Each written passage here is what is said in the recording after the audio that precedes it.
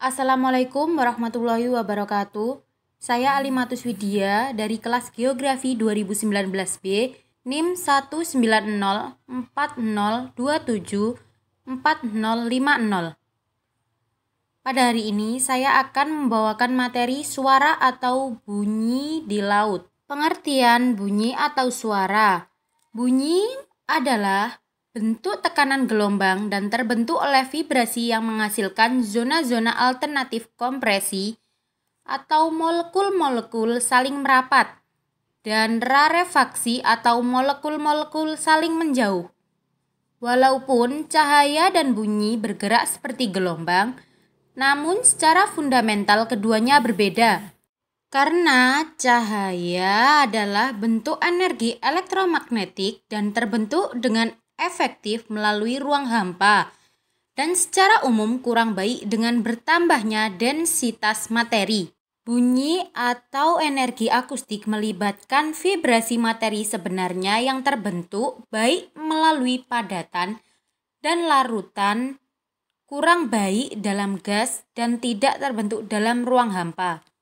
Semua bunyi hasil vibrasi, contohnya vibrasi membran pembesar suara atau vibrasi bunyi hewan laut dalam. Gelombang-gelombang bunyi tidak sinusoidal seperti yang kita ketahui sebagai gelombang normal, tetapi tekanan akustik naik dan turun secara sinusoidal. Jadi, gelombang bunyi dapat dikarakteristik berdasarkan amplitudonya atau pengukuran intensitas atau besaran bunyi dan frekuensi atau panjang gelombang lambda yang berhubungan dengan laju seperti yang terlihat dari persamaan di bawah ini. Laju sama dengan frekuensi dikalikan dengan lambda.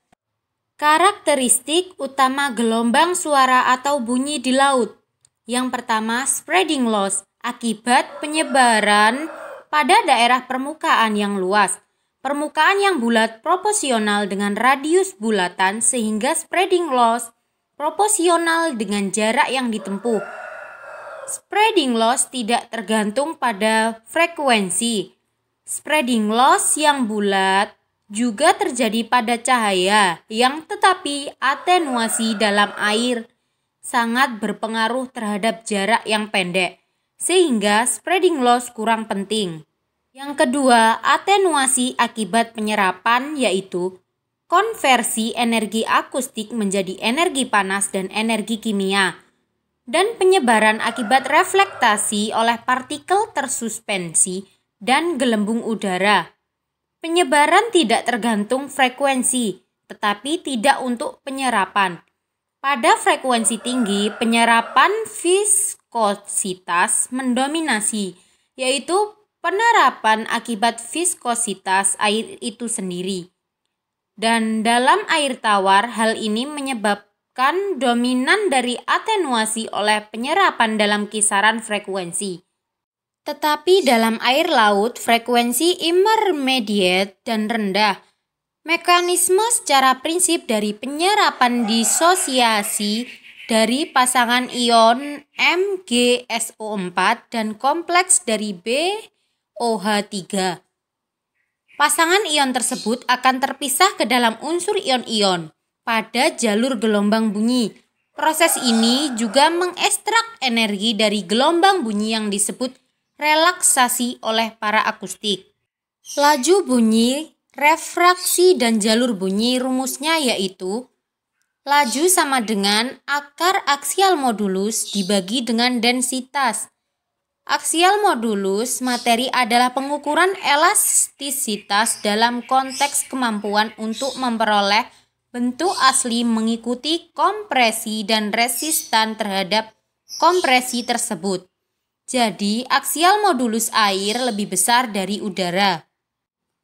Aksial modulus dan densitas air laut tergantung pada temperatur, salinitas, dan tekanan, sehingga laju menjadi fungsi yang agak kompleks dari 3 variabel dalam lautan. Menaikkan temperatur air laut akan menurunkan densitasnya, sehingga persamaan rumus tadi kita dapat memperkirakan laju bunyi. untuk menaikkan laju bunyi dengan menaikkan temperatur air. Pada lapisan permukaan laut, kenaikan temperatur sebesar 1 derajat Celcius menyebabkan kenaikan laju sekitar 3 ms²-4.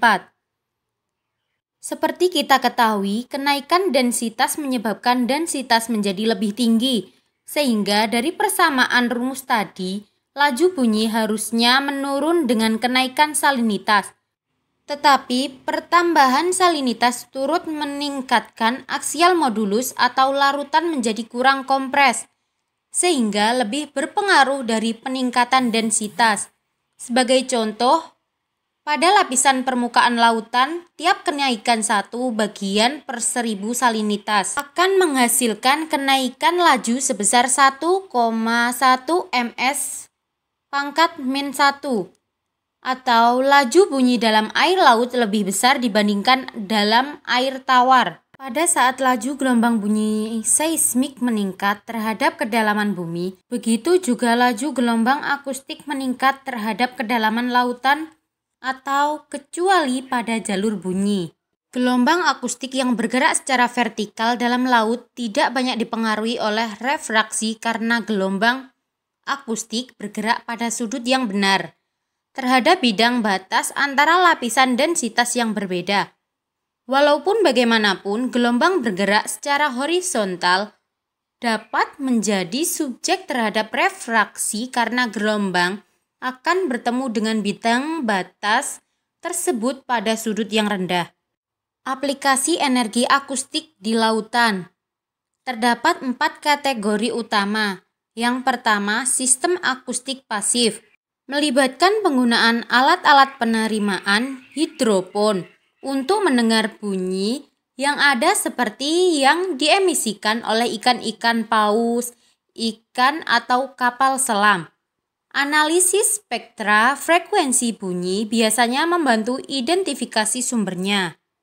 3 kategori berikutnya termasuk dalam sistem akustik aktif. Yang pertama, sonar, sound navigation and ranging, berupa sinyal akustik yang diemisikan dan refleksi yang diterima dari objek dalam air atau seperti ikan atau kapal selam atau dari dasar laut. Bila gelombang akustik bergerak vertikal ke dasar laut dan kembali, waktu yang diperlukan digunakan untuk mengukur kedalaman air. Jika laju juga diketahui dari pengukuran langsung atau dari temperatur, salinitas, dan tekanan. Yang kedua, telemetri dan tracking. Lokasi dapat dikenali dan objek dilacak di laut jika dilengkapi dengan peralatan transmisi akustik. Ini adalah dasar teknologi SOFAR, Sound Viking and Ranging. Digunakan secara meluas untuk tujuan militer seperti mencari lokasi kapal selam, pesawat terbang yang rusak, dan kapal laut yang tenggelam. Yang ketiga, pengukuran arus. Bunyi dapat digunakan untuk mengukur kecepatan arus dengan mengeksploitasi Doppler effect, di mana frekuensi bunyi yang diukur dipengaruhi oleh gerakan relatif antara sumber akustik dan titik pengukuran. Oke, itulah materi yang dapat saya sampaikan. Kurang lebihnya, saya mohon maaf yang sebesar-besarnya. Saya akhiri. Wassalamualaikum warahmatullahi wabarakatuh.